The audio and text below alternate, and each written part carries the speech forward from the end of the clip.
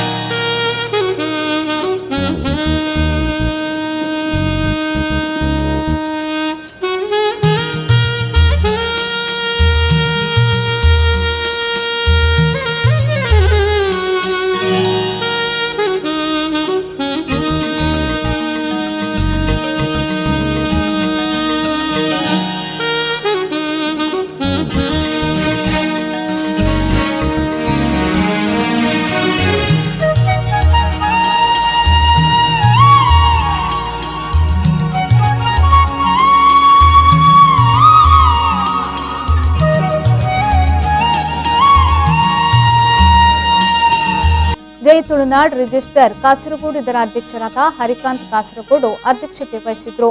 ಮುಖ್ಯ ಅತಿಥಿಗಳಾಗಿ ಮಂಜೇಶ್ವರ ಪಂಚಾಯತ್ನ ಸದಸ್ಯ ಲಕ್ಷ್ಮಣ ಕುಲಾಲ್, ಅರಸು ಮಂಜೇಶ್ವರ ದೈವಸ್ಥಾನದ ಮೆಗ್ಗೆ ದೈವದ ಪಾತ್ರಿ ತಿಮಿರಿ ಬೆಲ್ಚಾಡರು, ಮಾಡ ಸಮಾಜದ ಹಿತೈಷಿ ಹರೀಶ್ ಶೆಟ್ಟಿ ಹಾಗೂ ಮಾಜಿ ಪಂಚಾಯತ್ ಸದಸ್ಯೆ ಶಶಿಕಲಾ ಪಾಲ್ಗೊಂಡರು.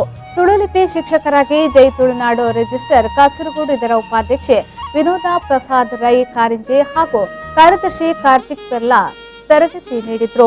ಸಂಘಟನೆಯ ಗೌರವಾಧ್ಯಕ್ಷ ಉಮೇಶ್ ಸಾಲ್ಯಾನ್, ಸಿರಿಯಾ ಹಾಗೂ ಇನ್ನಿತರು ಉಪಸ್ಥಿತರಿದ್ದರು. ಕುಮಾರಿ ತೃಪ್ತಿ ಮತ್ತು ಕುಮಾರಿ ಪಂಚಮಿ ಪ್ರಾರ್ಥಿಸಿದ್ರು.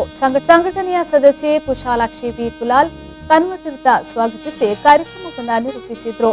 ಕಾರ್ತಿಕ್ ಪೆರ್ಲಾ ಧನ್ಯವಾದ ಗೈದ್ರು. ಬ್ಯೂರೋ ರಿಪೋರ್ಟ್ ವಿ4 ನ್ಯೂಸ್ ಕಾಸರಗೋಡು.